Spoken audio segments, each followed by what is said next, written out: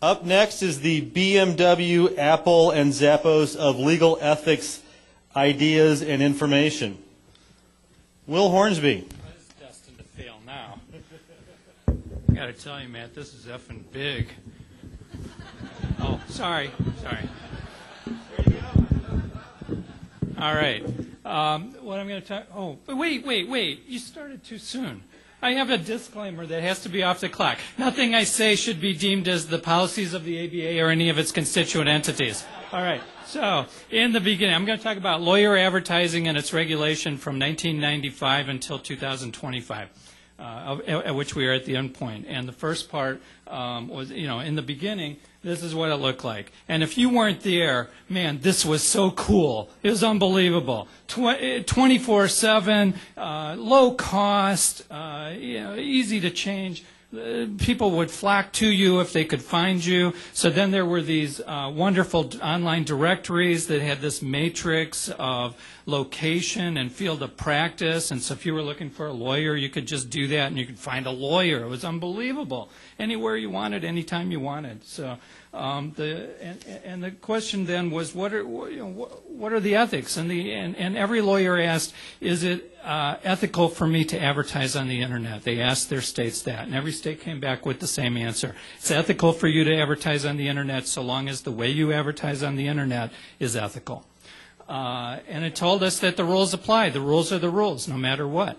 And then we went to collective ventures, and we've got matching services, we've got group advertising models, Q&A sites, consumer feedback. And what these have in common is that they can all prosper only because of the internet. So here, Legal Fish is an example of a legal matching site.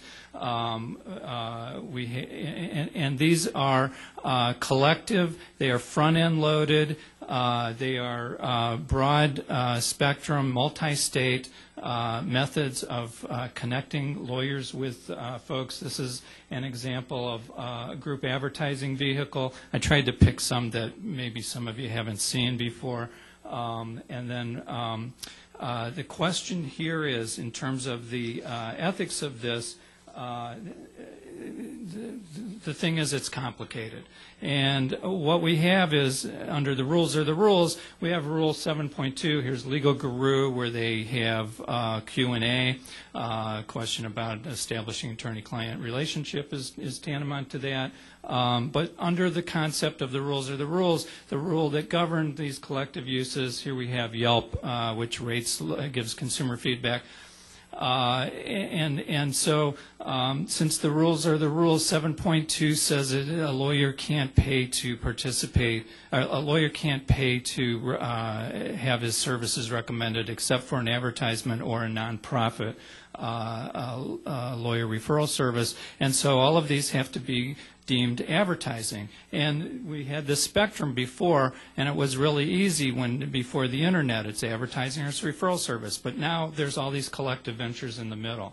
And so that complicates this a good deal more. So then we go to Web 2.0 to make it even more complicated. We have social networking. We have the interactive mechanisms. We have blogs, social networking, social media, Twitter. And it's all about building communities. It's all about the dialogue. It's all about the conversation. It's all about bringing people together for their ideas. YouTube, the question is this advertising? Well, I wish I had a dollar every time somebody asked me, is a blog ethical? Are these vehicles advertising? And we see it on YouTube. We see it on Twitter. We'll see it in a second on Twitter. And the concept is, it's not the vehicle for the communication, it's the content. The content controls. And the question is it commercial speech? Because the state has the authority to govern commercial speech, but it doesn't have the authority to govern political discourse, to govern anything else. And so our client development and commercial speech are not concentric. Okay, so you can do things that develop clients. You can have a blog that has content that's not beckoning businesses, doesn't qualify as commercial speech. So next stage is Web Square. Beyond Web 2.0, we're going to go to Web Square. Imagine a 2D text-based interface converting to a 3D graphic interface with mobile avatars, portable avatars. That's the key to the next step here. So right now we've got Q&A sites where people can text their questions, and lawyers will, and people who aren't lawyers, who pretend to be lawyers, you never know, will answer their questions. And then we've got interfaces that provide document preparation. I don't know how many of you are familiar with A to J. Ron Stout developed this. And there's an avatar there, and you can see at the very end there's a courthouse. And this avatar, when you start this, you become an avatar also, and this person will walk you through a series of questions that will lead you to the courthouse. When you're done, you'll have your documents for court, and it's used for legal aid. And then, of course, there's virtual worlds like Second Life, where you have an avatar who looks just like you except trimmer and has more hair and a little younger looking, or for women, you know, a little more glamorous looking. So what's this going to look like in the future? Well, if you put it together, you're going to have a system where lawyers can use artificial intelligence to have client interviews that are available at any time, that are done online through one avatar to another. And how we regulate that, no idea. So thank you.